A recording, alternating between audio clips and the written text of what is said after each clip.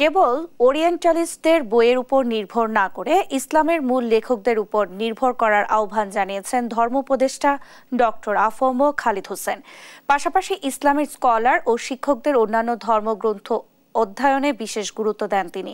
শনিবার বায়তুল মোকাররম জাতীয় মসজিদ প্রাঙ্গণে ইসলামিক বইমেলায় মোড়ক উন্মোচন অনুষ্ঠানে তিনি এই কথা জানান। ডক্টর সাদেক হোসাইন রচিত ওরিয়েন্টালিজম শিরোনামে বইয়ের মোড়ক উন্মোচন করেন ধর্ম উপদেষ্টা।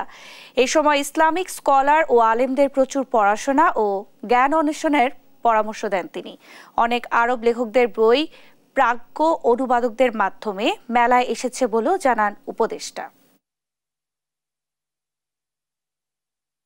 কেবল ওরিয়েন্টালিস্টের বইয়ের উপর লিখিত গ্রন্থের উপর নির্ভর করব না, আমাদেরকে ইসলামিক লেখক যারা, মূল লেখক যারা, তাদের বইয়ের উপর আমাদের নির্ভরশীল হতে হবে, তাহলে আমরা বিভ্রান্ত হয়ে যাব। আমাদের আলেমদেরকে, ইসলামিক স্কলারদেরকে অন্যান্য ধর্মের উপরে পড়াশোনা করতে হবে।